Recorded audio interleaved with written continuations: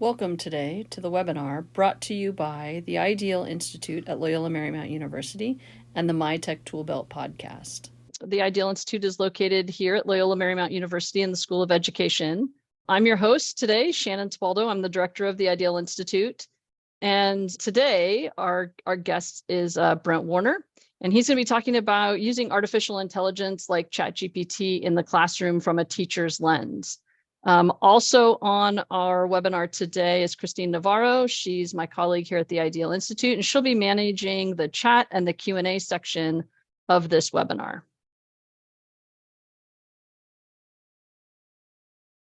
And as you know, there are closed captionings. You can hit the closed caption section, and you should be able to see captions on the screen during this event. To all of you guys that are here today, we appreciate you. I'm going to take the time to introduce my friend. I like to say Brent's my friend. I think we've known each other long enough now. Brent Warner. Brent is an award-winning community college professor, and he focuses on integrating technology and innovation into the language learning process. In 2021, he was named a higher ed IT influencer by EdTech magazine. Congratulations on that, Brent. And he's the co-host of the Higher EdTech podcast, focusing on integrating technology into college and university classrooms. Brent will share his social media during this session, but he can be found on LinkedIn, Twitter, and other platforms at Brent G. Warner. So Brent and I know each other from our work with Q, and we've sat on a couple boards together, and I'm so excited that he agreed to talk to us today. So I'm going to stop sharing my screen and turn us over to Brent. All right. Thank you, Shannon. And thank you, Christine, for keeping an eye on the chat. Hello, everybody. Good to, well, not see you, as Shannon said. Good to be here together with you. Please do feel free to leave information or ideas in the chat. You guys can chat with each other as we go through this. I'm pretty informal in terms of the presentation process, so you guys can have a side chat going for sure, and then the question and answer as well. In the meantime, I am going to open up our presentation and we're going to get started.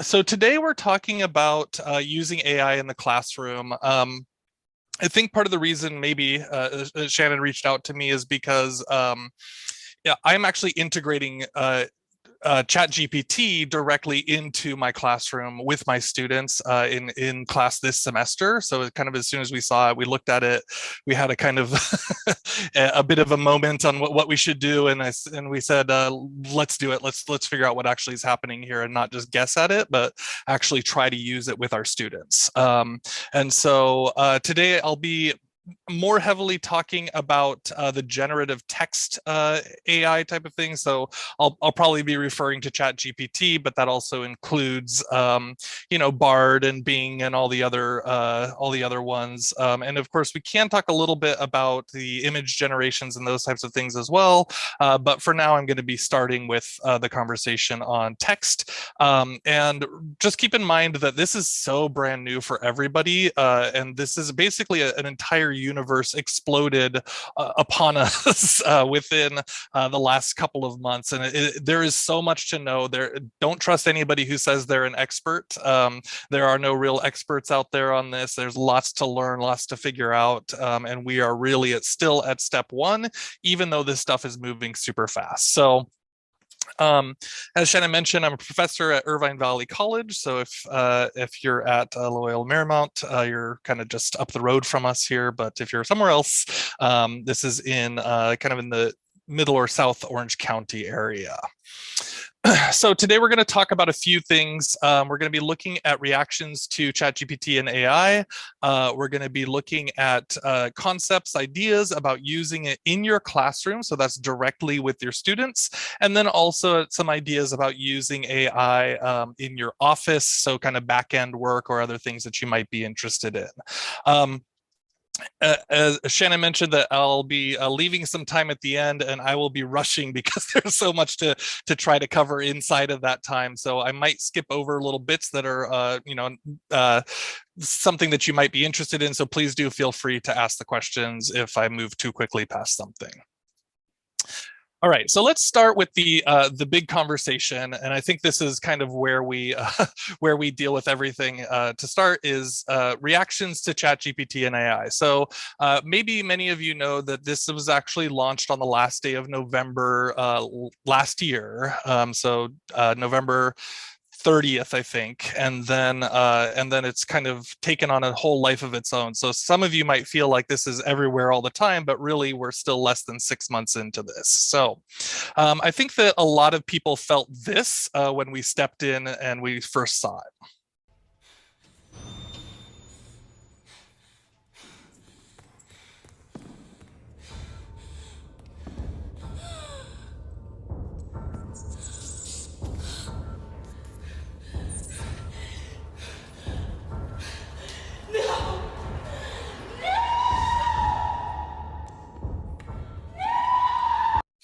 So if you remember this scene from Terminator 2, this is where Sarah Connor first encounters the Terminator, which we'll call our artificial intelligence for the day. And she really, is shocked. She knows that she thinks this thing is dangerous to her. She's wanting to run away, to get away from it. And I definitely had a lot of teachers, my colleagues and friends who kind of had the same reaction here. It's just like, quick run, quick get out of the way. I don't know what to do with this thing. It's definitely dangerous and it's definitely a threat to me. And so if you had that feeling and that reaction, let's keep in mind that that is absolutely understandable. So this is a reality. And so I recognize that I kind of forced the language here a little bit, but I'm calling it the general response in exhausted faculty, which is GRIEF. So you might have been dealing with the different stages of grief as you kind of understood and saw what's going on with AI. So starting with kind of Sarah Connor's reaction here is the denial, right? So we're said, no, this is not a thing. This is, oh my God, that we can't possibly have this. There's all sorts of problems, whatever it is. And a lot of people said things like, oh, this isn't that impressive. I can tell that the writing is different or whatever it is. And I say, well, okay, it doesn't necessarily have to be as, as eloquent as Baldwin or as witty as Twain, but it can get to those points. So the denial was an interesting concept. And then, of course, we had people dealing with anger, right? And they're saying, absolutely not, we have to block this. And there are school districts that are blocking these kinds of technology as well. Next, we got into some bargaining. Some of the concepts that students might be using this at home, but we don't have to use it. We can just go back to using blue books in our classes, right? That's what we're going to do, is just everybody's going to write with pencil and paper inside of these, and maybe that'll make it okay for us. Then, of course, we have the depression. So, why do I even have a job if this can do everything? Do I need to be a teacher? What's going to happen to all of this, etc.? And then finally, some acceptance. Hey, maybe there are some ways to use this. Now, I just want to kind of validate that whatever your place in this line is 100% okay. So I go up and down all the time. I am not always in the acceptance zone. Sometimes I go back to denial, and sometimes, when a student uses it in a way that I'm kind of, that's questionable, I'll go into anger or different things. And so there's no perfect place for all of this, but we do kind of move through cycles, just like with any other level of something that's totally new and totally unexpected. But at the same time, I want to take a look at that concept and really kind of ask ourselves, well, what is our job as educators? And really, no matter what your field is, our job is to prepare students for a future that does not exist, right? And so we can't really do that if we're kind of burying our heads in the sand and not willing to talk about and not willing to engage with our students around these conversations. Shannon mentioned I do a podcast, and we interviewed one of my colleagues about it, and I really liked what she said, which was that we need to work with the students we have and not the student I was, which is, that really speaks exactly to kind of the idea that I want to communicate here, which is we cannot use our previous standards of expectations, right? So the real question is, what is our responsibility?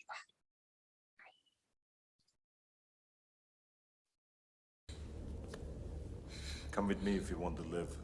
Okay, so come with me if you want to live, right? If you're going to survive as a teacher moving forward, you have to be willing to put out your hand, to reach out, to grab the terminators, and get some support from it, and really see what's going to happen here. So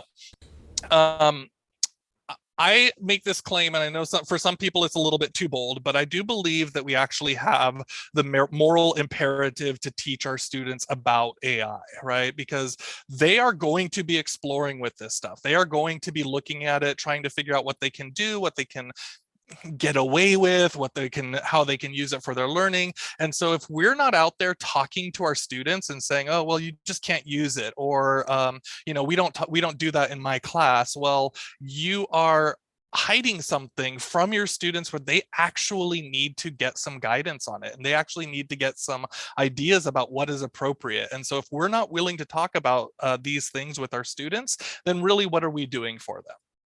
So before we get into some of the uses in the class, I want to do a little bit of curiosity look.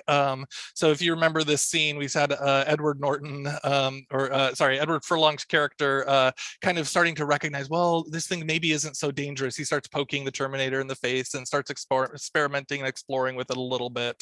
And so I want to do just a brief couple of things, places where we can really see AI in use. So the first thing, there are some new plugins. So these things are coming out all the time, and there are ways to speak directly to ChatGPT. So this will be probably integrated into these services in the near future, but right now you can get some Chrome extensions. So I grabbed this one called Speak to ChatGPT. And so what you can do is, if I turn this on here, so this is ChatGPT, and I'll turn on this extension. Talk to me. Give me the history of Loyola Marymount University. Loyola Marymount University, LMU, is a private Jesuit and Marymount University located in Los Angeles, California, USA. Okay, et cetera, et cetera. You can get the idea here. But quickly, so if I need to speak, it's probably going to, hold on, it's going to try and... Sure. Sorry. Here's a quick summary. So if I need to speak to it, it can actually speak back to me. So we're already getting access for accessibility, ways to use it through talking, and we'll see lots of these different integrations. They're already coming along as we go. But if talking to it is something important, or perhaps if you're doing a debate class or something like that, this might be something to experiment with. Next, if you've seen this one, this was a student who combined ChatGPT with 3D printing. And so if you can see what's going on here, people are like, well, we're just going to take it back to the blue book and we're going to have people writing by hand. Because guess what? Students are just going to figure out something like this. Now, this student, I don't know what they were writing about, but I don't care. They're getting an A in my class just for figuring out how to do all of this stuff. It is amazing. But take a look at what they actually wrote in here. This is like a TikTok video or something. 3D printer does my homework that ChatGPT wrote, right? So they did all this time setting things up and getting the 3D printer connected to their pen and doing all the things. But really, the writing and the ideas are still ChatGPT, and then look like they're written by hand by the student. So we can say goodbye to the idea of, well, I know that they're doing their own work because it's handwritten. Perhaps not. Now I want to show you briefly this combination that I did when you're really combining ChatGPT with other AI. I'm not going to show you the whole thing. I'll give you about 20 seconds or so. You can get a sense of what we're talking about here. Hey folks, so let's talk about verb tenses in English. I know they can be a bit of a pain to learn, but trust me, it's worth the effort. First of all, understanding verb tenses allows you to communicate more clearly. When you're speaking or writing in English, using the correct tense helps. Okay. So you can clearly see here, of course, that head is not me actually talking, right? That is a photograph that I uploaded to this DID website. And this is partly my fault because, one, I have this beard that the AI still is not properly recognizing or moving. So you can see how the movement kind of cuts across the top of my head. And I'm also tilted to the side, and they said, hey, please make it forward facing, but you can still get a sense of what's coming, right? What's coming down the line. So I was able to basically deep fake myself. Now, you also heard me talking. That is not me talking. So I'm just going to play that for you one more time for about just a few seconds. This is not me. Even listen to my voice and then listen to its voice. Hey folks, so let's talk about verb tenses in English. I know they can be a bit of a pain to learn, but trust me, it's worth the effort. That's not my voice. I uploaded my voice into a system and it recognized it. It processed it through with about 3 minutes of my voice in there. And then whatever text I typed, it actually spoke out that text. The text is also not my voice. That's done through ChatGPT, right? And so ChatGPT, I asked it, hey, please create a 2-minute speech about how, the importance of verb tenses. I said to make it slightly informal, throw in a few ums and wells and things like that to make it sound like a more natural voice. Then I plugged that into the voice command or the voice duplicating service, and it had my voice reading it out. And then I uploaded my voice reading service to this DID with my picture, and then it created the video of all of these things. So many of you over the years, I'm sure, have seen deep fake conversations.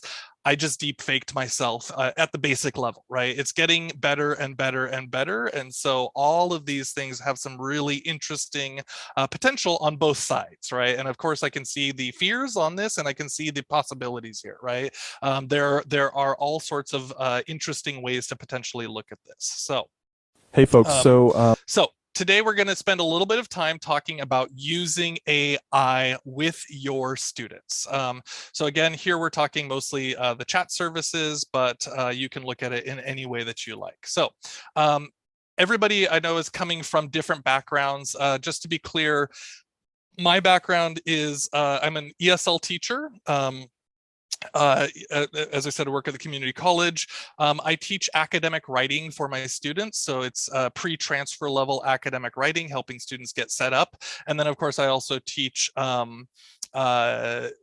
adult ESL classes for things like conversation or other individual skills. So some of this is coming, of course, from my background and the things that I'm actually working with, but I do want to encourage you to think broadly and see, well, okay, that's not my field, but maybe some of these ideas can be tied into what we're talking about here. So several of the possible ways to use AI with your class. Number one is that you can use it to make examples. So students can actually go in and ask ChatGPT to create examples of complete assignments. So we, in the past, as teachers, we wanted to provide our students with some of these ideal examples and how things might look. And so this can actually be a way for students to do it for themselves. I understand, I'm sure that coming up in the chat is the plagiarism conversation. We'll hold on to that one for a little bit. I'm sure I'll answer some questions about it at the end. But they can get themselves started and see like, well, what's this supposed to look like? Because I have had students, and your students that are really genuine and really trying to figure things out. And then I said, well, hey, why don't you make an example and see what comes up? And they're like, oh, okay, I can do that, right? And then they went in and looked and they're saying, oh, okay, that's not probably what I would write, but I get an idea now. I have a starting point. I can kickstart a little bit inside of there. So just to get kickstarted, and I'm using it all the time for kickstarting myself in terms of getting ideas or starting with something. It's like, I know what I would want to say, but that blank canvas is a little bit heavy for me. So let's start with a little bit of information. Next up is self-analysis. So I actually had my students do this. They did a writing assignment in class, and then I put into ChatGPT, I said, well, please analyze this text based on this prompt. Please give some feedback around things like grammar or whatever else it is. And so I asked it to do a few things and I said, is it ready? And then I cut and pasted my students' work directly into ChatGPT underneath it. Then the bot went and analyzed it and gave some feedback, and I did not mess with it. So you can go in and say, well, I think that's right, I think that's wrong, but that wasn't really my goal. My goal was to actually give them back directly what ChatGPT had said to me. So I actually copied and pasted from ChatGPT right back into, we use Google Docs in my class, so I pasted that feedback right back into the student's document, and I said, okay, this is what ChatGPT said. Now you're going to go and look at what ChatGPT said. You're going to look at your own writing, and you're going to compare and analyze and see if you agree with what ChatGPT is telling you here?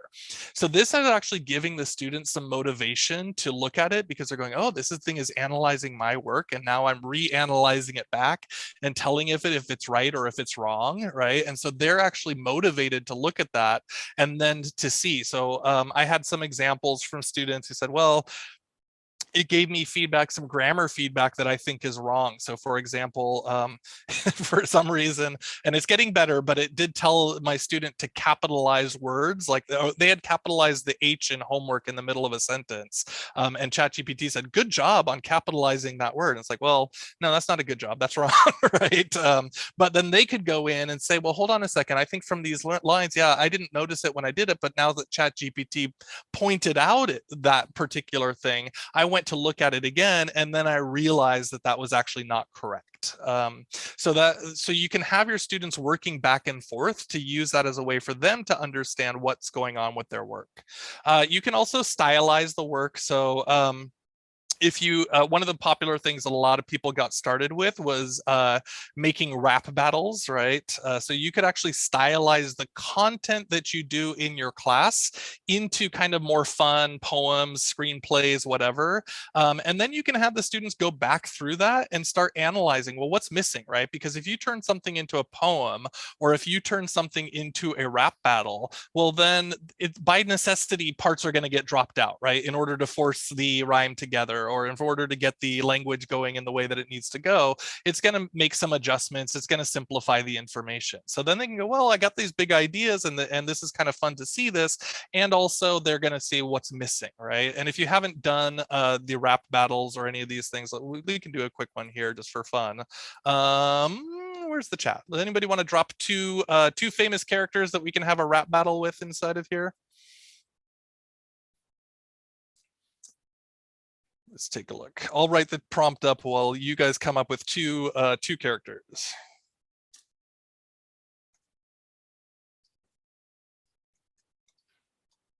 Nicolas Cage and Snoop Dogg. Okay, let's see. I think it's 2 G's on Snoop Dogg. All right. I don't think I should probably try to wrap this itself, but I will let you kind of look at it, right? It's Cage back in the game. I'm the one and only. Let's see right here. I'm the one and only with a different kind of fame. I'm the king of the screen, and I can do it all from comedy to drama. I've answered the call, but Snoop Dogg, you ain't got nothing on me. I've got an Oscar, and you're just a wannabe. You can rap all you want, but when it comes to acting, I'm the only one who's truly outstanding. Hold up. It's the dog. I'm in the house. I'm the king of the rap game, and I'm gonna show you how.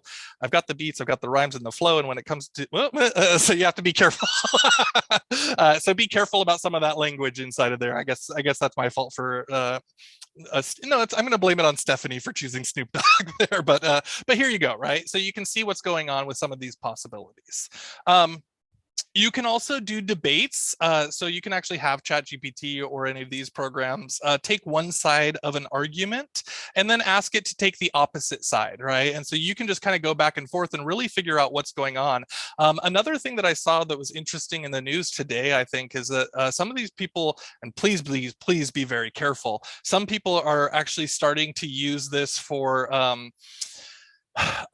they're talking about the potential for this for mental health, because it's always going to be friendly to you if it's programmed in the right way. And so I'm very wary about it, but I'm interested to see what people are doing with that. So you could get some information there. And then of course, clarification. So students can use it to get clarification on unclear ideas, things that they don't know about, or that they maybe should have learned in a previous semester. And then they're going to do some just-in-time teaching.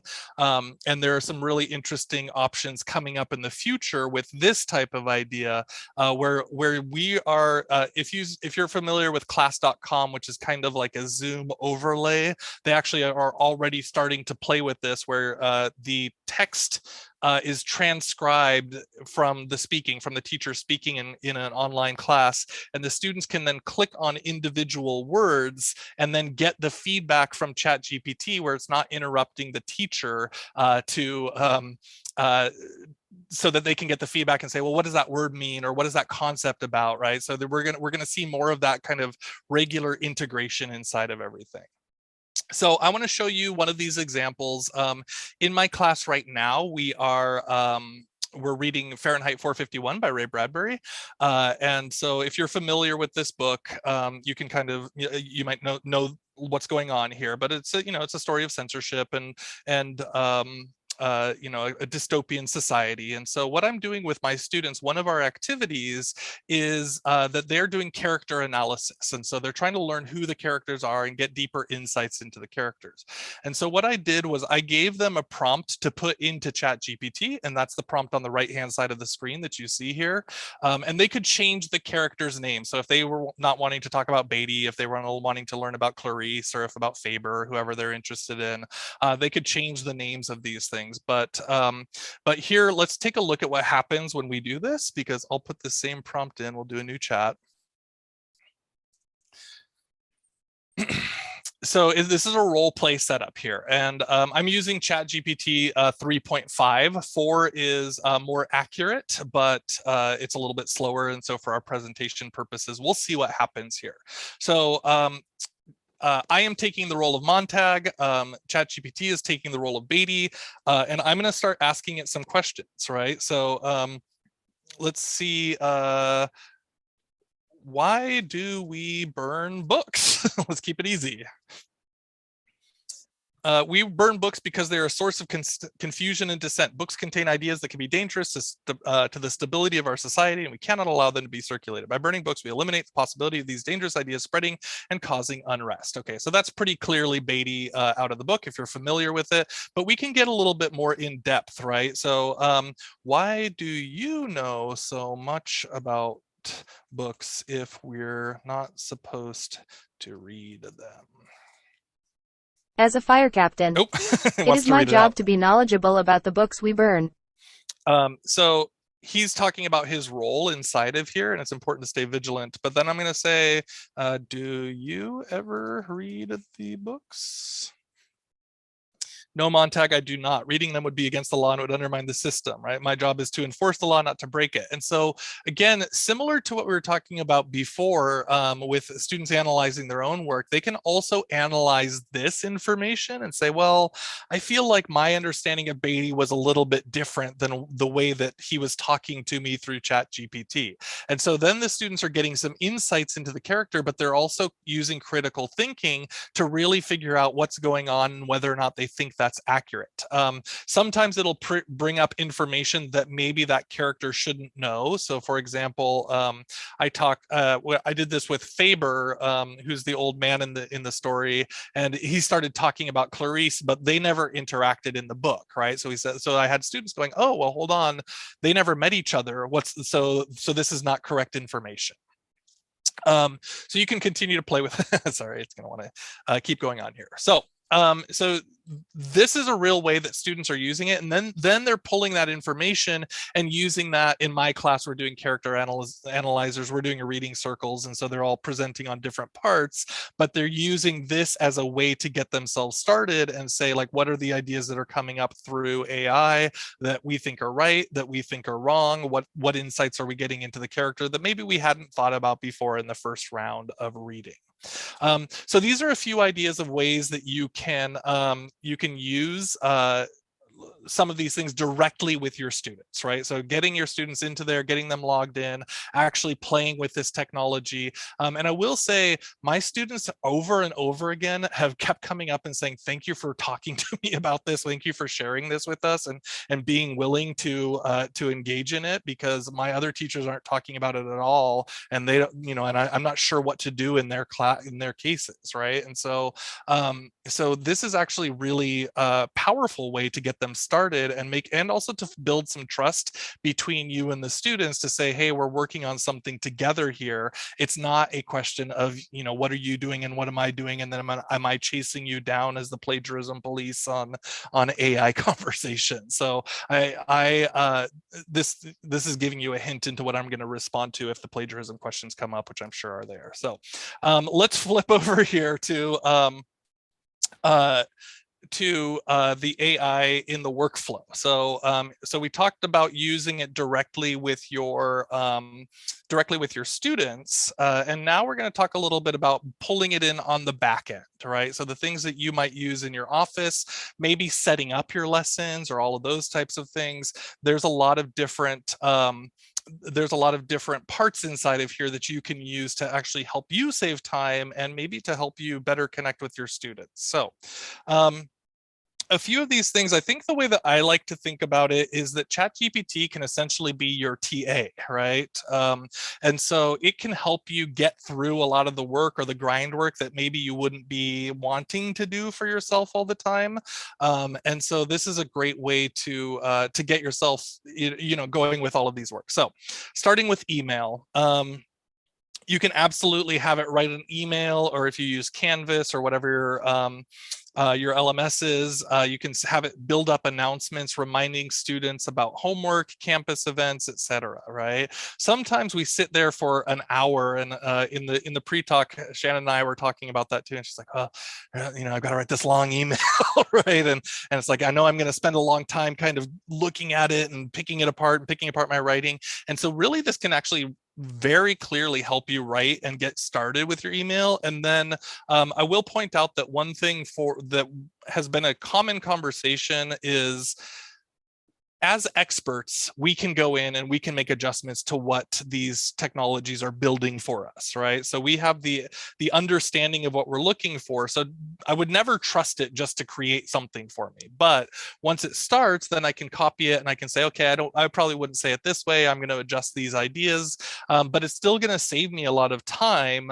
in comparison to spending 20 minutes trying to figure out all the things that I want to say in the email. Maybe I'll spend 6 minutes on it, and I'll the 30 seconds to create it, and then a few minutes just to go clean up the issues. So email is a great way to save some time and save some effort.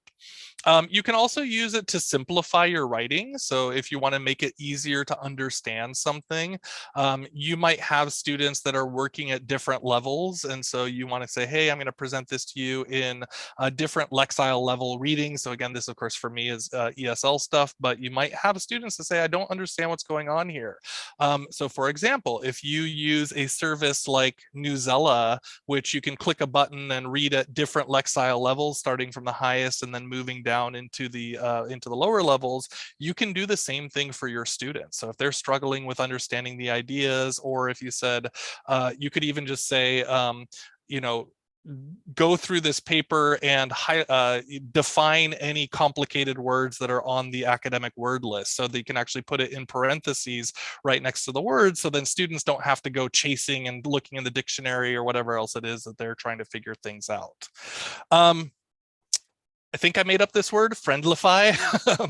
So if you are a direct person, if you kind of tend to be a little bit curt in your emails or in the way that you present yourself, you can ask ChatGPT to just write it for you in a nicer, friendlier way, and it will do that for you. So again, you say, hey, my students kind of are of a different generation, and the way that they want to be spoken to is in this tone, right? And so you can actually ask it to try to adjust for those tones and for that information. So it can really soften the tone and make you feel a little bit better, especially if you get like me and you're like, why aren't you guys doing this yet? Right? Like you're reaching out to your admin or whoever it is, and you're like, I shouldn't probably send that. Let me make it a little bit nicer. You can run it through these and then and have it make it your information nicer. Lesson planning. Oh my God, if you haven't done this, we're going to do this right now. So if you haven't played with the lesson planning, it is unbelievable. So let's give it a try here. Anybody in the chat want to drop in something that we can build a lesson plan? I'll build a 1 hour lesson plan, but you guys can give me the topic so we can see what it comes up with. A 1 hour lesson plan about, there we go, the gold rush. This is for an in-person class where students can interact with each other. Okay, so oh my God, it's so fast. It's so amazing. Here we go. If you haven't seen this, it's unbelievable. So here it is. Here's the lesson plan. Objective: to teach students about the California Gold Rush and its impact on American history. Materials: pictures, maps of the Gold Rush, video clips, worksheets, gold panning kits, right? Gold panning kit optional. Here's what you're going to do for the introduction. Then here's your body of work. And then here's your conclusion. You can also go in and ask it, right? Okay, where can I get pictures and maps of the Gold Rush? So here it's going to tell me some places. Very soon it's going to be starting to give me links into all of these. It's not quite here in ChatGPT, but if you're using Bard or if you're using Bing, those ones are absolutely, they're already starting to show you links and resources and all sorts of things that you can get inside of there. And then it's giving you good resources like Library of Congress. I hope people here already know about that, but if you're like, oh yeah, I forgot, right? Let me go check that, right? And so it'll give you good resources. But this alone here, by the way, notice how simple this request was. We didn't even put in standards that we're looking for, so we could go put in ISTE standards, or if I know that there might be some K-12 people on there, so if you're talking about Common Core standards or whatever else it is you're doing, you can put all those in and it'll tell you how you're hitting those goals. Again, please do go back and check it. Don't just trust it and start running the lesson without verifying. But it's really powerful. And sometimes I've done this once with my class where I'm like, oh my gosh, the thing I was planning on doing today isn't going to work. And so I said, please plan me a lesson for my conversation class. And it built me a really cool thing. We played with it and we did it in my class with my students. And it was pretty successful. So last part here is letters of recommendation. You know, this one I know there's mixed feelings about. I went back and looked at my own letters of recommendation for my students in the past, and I'm like, oh my God, I kind of say the same thing over and over again for a lot of my students. It's like I'm just spending hours on these things, and I'm being kind of repetitive in here. And so I do have mixed feelings. I want to be quite clear here because, you know, I want to respect the student and their work and all of those things, but also if I'm like, well, do I always say the same thing, or do I need to kind of make adjustments inside of here? So it can be a good help inside of this, especially if the student tells you, you know, a lot of times professors will say, well, give me 3 or 4 key things that you want me to make sure I'm talking about, then it can build it into this as well. All right.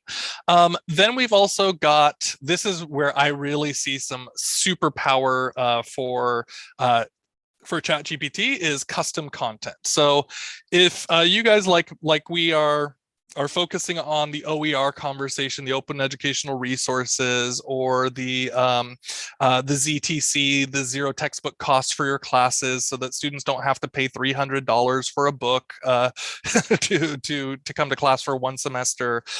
These are all things that I've been working for in my classes, is to get rid of extra expenses for my students. And there's always the conversation. It's like, well, I want to build out this content. I want to build out these things, but we just don't have the time for it, right? You say, oh, okay, so I ended up using the same thing that I wasn't so happy with last time, and now I'm doing it again. Let's look at the actual reality of published textbooks. So it takes anywhere from 2 to 6 years for our standard textbooks to go through the process of creation and publication, which means that by the time that it comes to the students, it could be completely irrelevant, right? We always joke about the ESL textbooks because they still have things like, have you heard of the World Wide Web? Right? And it's like, oh my gosh, what are we talking to our students about here? And are they going to just throw the book at me? And it also is often very, you know, not relevant to them, not interesting. It's a roll of the dice in that, right? And it's definitely not customized to your students and to what they're interested in and what they like. So you can actually use ChatGPT to build this custom content that is absolutely directly relevant to your students. So what I do at the beginning of the semester is I do a survey. So I get them onto a Google Forms and I say, well, what are the things that you're interested in? Who are your favorite actors? What are your favorite sports teams? Whatever it is. And then I can pull those things into my content and build it out for my students that's relevant to the things that they actually like and care about. So whatever that is, whatever content you're talking about, you can completely customize it. So the reason that this kind of struck me as I was doing a presentation up in Salinas Valley which you may know is, Steinbeck, an agricultural country out there. And all of these textbooks have this tendency to treat the world as though everybody lives in Los Angeles, New York City, or London, right? And it's like, that's the whole world. And we go, well, hold on a second. There are other places and people living different kinds of lifestyles. So how do we customize that for them? And so we can actually go in there and ask ChatGPT to create custom content to focus on agricultural business, right? If you're teaching history, you can have it build content around your neighborhood, or you can just tie in people who might be interesting around the area. So so we could do something just briefly like that. So maybe we say write a short essay about the history of farming in the Salinas Valley. Okay.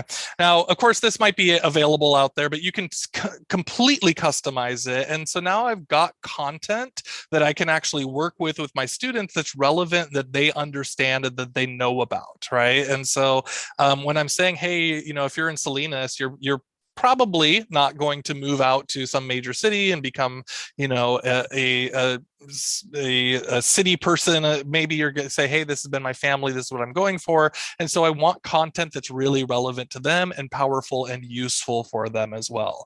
So again, this is just a brief overview of some of the things that you can play around with and get into.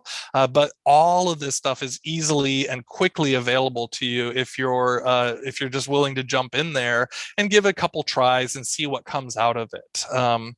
So I know that we wanted to make sure that we gave time because there's going to be questions and answers. So I did move very fast through all of that. I'm happy to go back and kind of revisit some of these, but let's get some of the questions and chat conversation in here so that we can share together. And it's not just me, but it's everybody.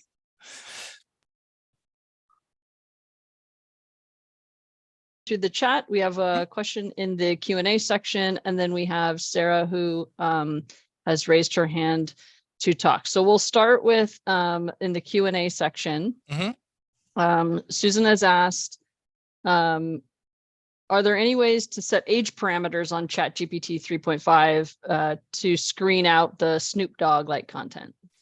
So everything that you do right now, there are no parameter settings, but you create your own parameters, right?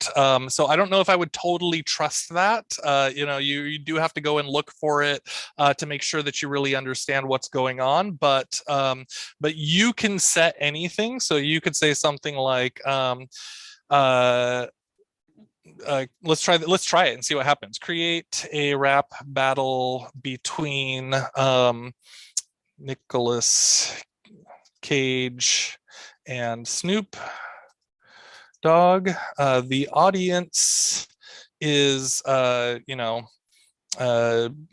junior high school students. So please leave out any profanities or references to drugs. Let's see if it works. So here we go. Ladies and gentlemen, gather around. God, you're gonna make me rap on this one again. I'm not gonna try it here, but we can see. So one, it does make all sorts of things, but it says, Snoop Dogg, why don't you start us off? Let's hear your rhymes. Let's hear your cough. You may have started in some movies, Cage, but I've always been on top since I was young, all the way to this age. So we can see that there's no profanity in here. I don't see any references to drugs or anything like that. Obviously, I had to write it into the prompt. So if I'm doing that directly in front of my students, then there maybe that's something I have to be a little bit careful. But yeah, Adnan is putting in there. Maybe you could put keep the content PG. Yeah, you can play around with all of these things. So it's really when you're interacting with these things, you're making the choices in terms of what you want it to put out, right? So if you don't give it guidance, it will just come up with whatever it wants. But if you start setting up those guide rails on it, then you'll start to see that it will it will do its best to line up with what you're asking for. Excellent, thanks. I'm going to unmute Sarah here, and she can ask her question. So super grateful for this conversation. I've been exploring with younger folks and sort of mid-career people, the impact of AI on everything, but literally everything. But I am in education, and I'm in particularly in college admission. I read files for LMU actually for a while, and I'm curious. You mentioned the recommendations a little bit, and I'm curious if you have a little more input into essay writing for students. I mean, for me, it's particularly interesting, when they're writing them for college admission, or the impact on college admission of AI in particular. So that would be so helpful. Thanks.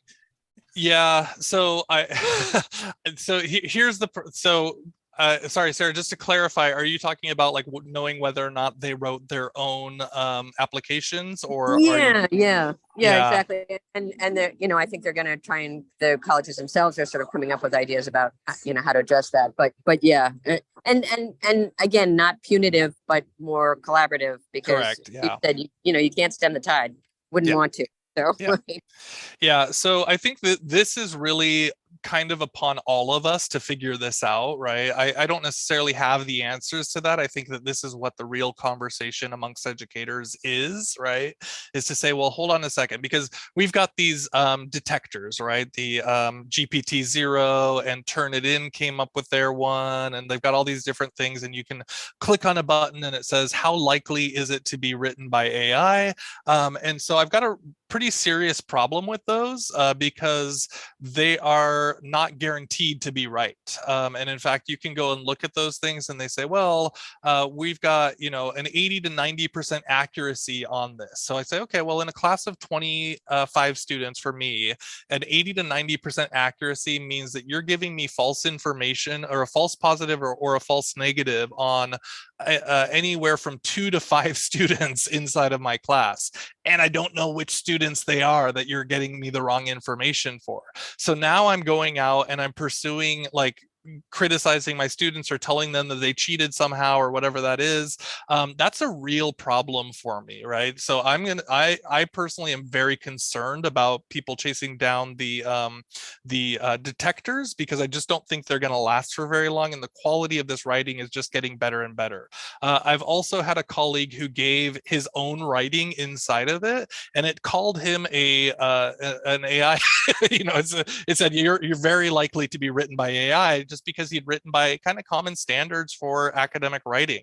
And so this is where we're really dealing with this. I'm not going to have a great answer for you, Sarah, because I don't know that it exists at this point. I think what we need to do is figure out ways to engage students and applicants enough to the point where they say, hey, this is going to be something that I actually value spending my time on, right?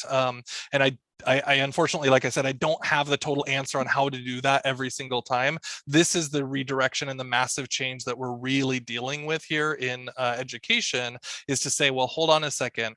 What are the quality of my assignments? Is it to the point where the students are just not interested in doing this? And then how do I start asking, and really the answer that I do have is, ask your students, what's going on with this? Why would they want to possibly plagiarize? What would make it more interesting for them to want to get involved with it, right? And we won't always have the perfect answers, but I'm going to let you all in on a little secret. Students are plagiarizing anyways. So it doesn't really matter if this is out there, right? And not all students, right? And in fact, those numbers, we say they go up, they go down, but like that's always existed, right? They've had access to ghostwriters, they've had access to, to these types of services, or having their brother or sister help them out, or whatever else it is. So this is where I get into that plagiarism conversation as well. What are we doing about it? Are we trying to build a system of trust? And this is a lot harder, Sarah, for college admissions, because they don't know you, right? And so they're just sending it off to a stranger. Inside of the classroom, I can say, hey, I know you, I'm working with you to try and help you get through this process. And hopefully I'm building a bond of trust with my students so that they don't want to cheat. And if they are using ChatGPT to do their writing for them, I can say, well, why are you asking me to grade this then, right? But in a further setting where you're kind of separated from everything, I don't know exactly, but I did find one of the things, which is these college admissions exams are, they're always so focused on like what are the problems that you've overcome in your life. Essentially, tell me all of your trauma, and then I'm going to use your trauma to judge whether or not you're good enough to get into this school, which is such a painful approach to asking students to become students. And so I would say that, like, one, are the prompts engaging for the students, and are they things that are really things that help them make the value for everything. But I am sorry that I'm not going to have that perfect answer, like the one that just crushes it for how to ensure that people aren't using this in nefarious ways, I guess. And then Brent, in that same kind of aspect, Elizabeth asked, would school be alerted that I'm using this for help? That's up to your school's IT. So if you're, sorry, are you talking about from a student's perspective, or is that from a teacher's perspective? I guess I'll answer for both. One, yeah, sorry. So one, if you're a student, if you're on a school's network, the school can, technically probably has the rights to see whatever you're doing on the school network. And so possibly, if you're, depending on how your IT is set up at your school, ours basically, like, there's an agreement that when you're logging in online that you're doing safe stuff. So we've had, people access inappropriate materials, and they have gotten caught for it. But when we have things like ChatGPT, if there's no rule against it, then then they might not be blocking it. You'll have to check with your own school. As a teacher, same type of deal. I'll say that students or teachers can all log into their phones on the network, and all of these tools exist on your phone. So if you're not using the school's Wi-Fi, but if you're using your own connection, then the school doesn't really have control over what you're doing with that. And again, every school has their own rules, and you have to kind of be careful of what the policies are there. One more in the Q&A. Christine, you want to cue that one up for us? Yes, of course. Nancy asked, what was the app you used to record your voice and create text to voice output? Oh yeah, what was that called? Let me find it for you. Hold on 1 second. Sorry. You know what? I can't remember at the moment. It was so the one that had the video was D-ID. The other one, there's quite a few of these things out here. I'll find it and I'll put it into the links, or I'll put it into the slideshow, because I know that Shannon is going to share out the slide deck later with links. So I'll make sure that is in there as well. But there are a few of these things that are, let's see. Speechify is one that I know that a colleague was using, so that's a possibility. I found one that was like, I can't remember what it's called. It's not these ones, but I think it was like, I was willing to pay for it. I think it was like $5 or something like that. So some of these things are not free, but I'm just experimenting with them. I will find the specific one that I did and share it with you inside of the links a little bit later. Sorry about that. My default is still Google and not Bard or Bing. Yes. Yes. I actually don't, at the moment, I still don't think that they're great for searching. I think that they can be, but I don't totally trust them for that. So yeah, Bing is tricky because it shuts off after a couple of minutes of conversation. Bard is a little bit more, but I can't use it. This is my school account, and Bard is not available for school accounts at the moment. Oh, we are running out of time. So just to respect everybody's time out, I'm happy to stay on a couple minutes longer if people have questions or want to speak out or share ideas. I'm totally happy to stay. But if you have to go, you can find me on a couple of these spots where I'm playing around with some things. Please feel free to reach out or follow up with questions later if you are so inclined. And like I said, this slide deck will be included with the materials that Shannon will send out later. So I'm going to stop here. Thank you, everybody. Thanks, Brent. I do have one last slide. I appreciate Brent's time and talent and expertise that he shared with us today. We do want to thank you. We are at exactly 59 minutes. So there is a bit.ly here. Christine will drop it in the chat. And there is a QR code on your screen as well that you can scan to just give us a little bit of feedback on the webinar that we've done today. And there is an opportunity for you to let us know what other topics you might be interested in. On this, we'd love to continue the conversation about artificial intelligence and ChatGPT like products in the classroom for teachers and students and administrators as well. So let us know. We do have some contacts that we've been reaching out to schedule another webinar. And we'd hope to have a couple over the summer as you guys are thinking about how you might use it as your TA in your classroom, or even how you might use it as part of your curriculum, integrated into some of the work that you might be doing with your students. So once again, thank you to everyone that joined us today, and thank you to Brent for your time. And this webinar will be posted, like I said, on YouTube on a couple different channels, as well as an audio version. And we will be sending out links to that within the week to just give me some time to edit it and put it all together. So by next week, Wednesday, you should have it in your inbox, everybody that registered. Thank you so much, everyone. I'm going to stop sharing my screen. We appreciate everyone that gave their time today. Thanks, everybody. Thank you so much.